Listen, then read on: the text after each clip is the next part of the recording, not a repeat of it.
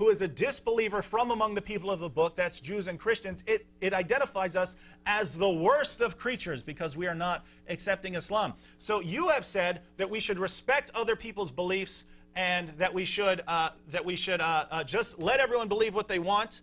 And let me read another passage for you.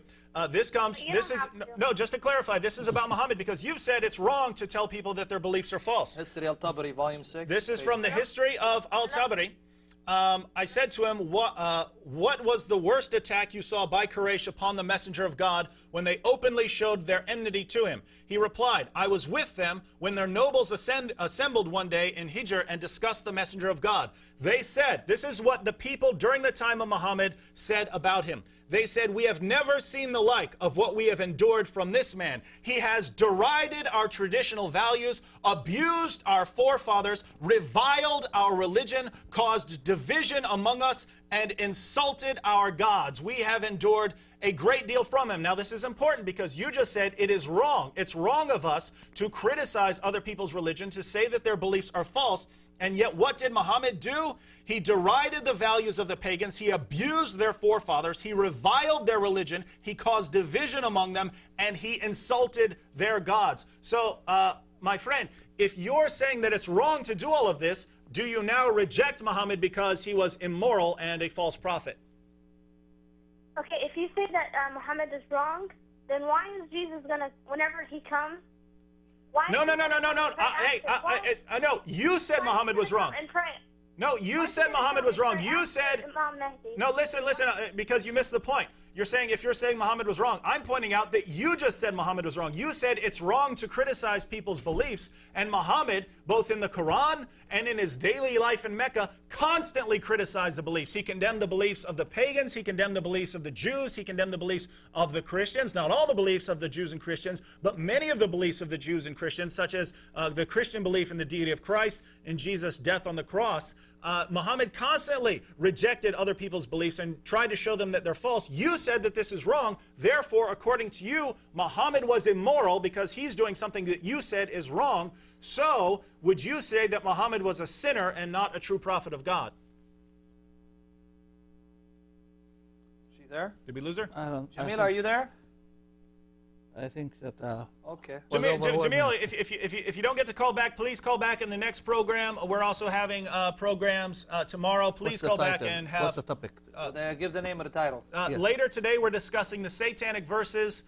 These are verses that Muhammad delivered and claimed were from God, and then later came back and said, no, actually, these are from the devil. All right. And then tomorrow, we're going to discuss the incarnation of Jesus. So why did God have to become incarnate? Right. And we'll also be discussing whether Islam is truly monotheistic. Very interesting topic. So please call back during these shows. We have more calls? We have a lot of them? Yeah, poor guys.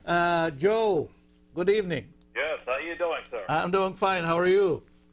Okay, good. Go ahead. It's in Genesis, and you said that Jesus is the Son of God, right? Yeah. Yes. Okay. All right.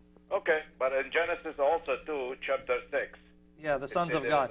The children of God made it with the women who born to them. You know, there came in chapter 6, number 2. Yeah, 6, verse 2 to 4, yes. Saw the daughter of men, that they were fair, and they took them wife, okay, all which they choose.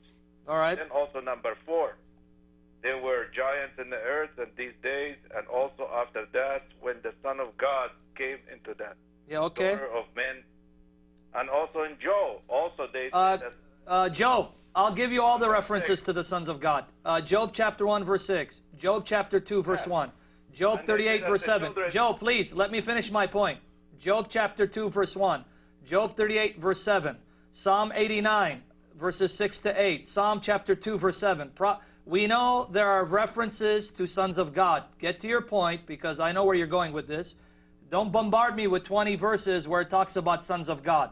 Luke 3:38, Adam's the son of God. What's your point so we can address it? We don't have much time. The only child of God. What was that? I couldn't hear you.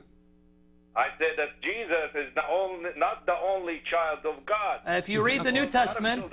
Okay, let me address that point, Joe. Like I was going to say, Pastor Joe.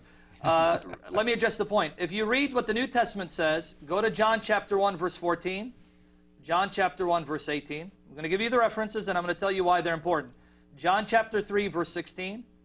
John 3, verse 18. And then 1 John chapter 4, verse 9. There, Jesus is called the unique Son of God, the only Son of His kind. The Greek word monogenes, the New Testament's not written in English, it's written in Greek. Monogenes means the only Son of His kind. No Christian denies that God has sons. What we say on the basis of the New Testament, as well as the Old Testament, that Jesus is the unique Son because there is no other Son like Him. And if you want to ask me what makes Him unique, we can discuss that. So no one ever said that Jesus is the only Son, period. He's the only Son of His kind, even though there are other sons. None of them are like Him because He's separate from the rest for various reasons. If you want me to discuss the reasons, ask me. Come, he have more children. No, look, you completely missed the point. Lots of people can be called children of God. I'm a child of God. Sam is a child of God. We're children of God. What we're saying is that we're not children of God in the same sense as Jesus. Exactly. Jesus is the Son of God in the sense that he is a member of the Trinity, Father, Son, and Holy Spirit. Jesus is the Son of God in a unique sense. I'm a child of God in a completely different sense, in the sense that I'm created by God and that I am redeemed by God and therefore a child of God. We're saying that's not what we mean when we say Jesus is the Son of God, and that's not what Jesus meant when He claimed to be the Son of God. Jesus Himself claimed to be the unique Son of God, and the people of His time understood that He was claiming to be the unique Son of God. For instance, Matthew 11:27, where Jesus says, all things have been handed over to me by my Father, identifying God as His own Father. And no one knows the Father except the Son, no one knows the Son except the Father, nor does anyone know the Father except the Son, and anyone to whom the Son wills to reveal Him. Jesus is claiming that no one can even know the Father except through Him, except through the divine Son. And it's interesting, even the Jews of Jesus' time wanted to kill Him because they understood what He was saying. The reason, if you want to know why Jesus was killed, it's because He was upsetting the Jews by claiming to be the unique Son of God. This is, if you want, because as a Muslim, you don't believe Jesus was killed, but you believe people wanted to kill Him because they tried to kill someone and God tricked them and made them think that someone was Jesus and then killed someone else. But even according to you, people wanted to kill Jesus. Why? According to what Muslims believe, Jesus is walking around saying, believe in God and serve Him. Why would Jews want to kill Him for that? The Jews all believe that. They wouldn't have wanted Him to kill Him for that. But if you tell a Jew you are the unique Son of God, you are part of the divine being, they are going to want to kill you. And that's ultimately why Jesus was killed. Excuse me. Yes. You finished?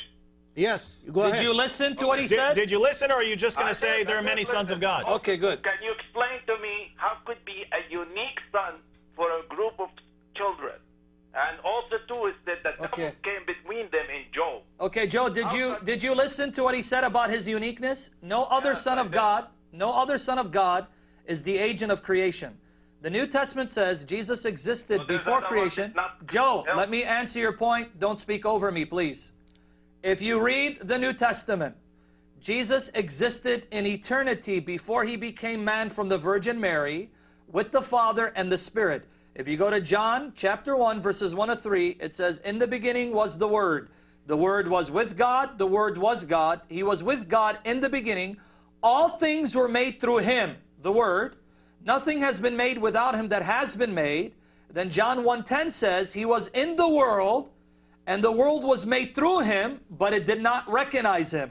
John 1:14 says the Word became flesh. So this Word that's eternal, that existed with God the Father in intimate fellowship, this Word that the Father used to create everything became flesh. No other Son of God is uncreated. No other Son of God was used by God the Father to create. Jesus is eternal, He's uncreated, and He created everything with the Father for Himself. That's what makes Him unique. So we answered your question. What's your other objection? How come you said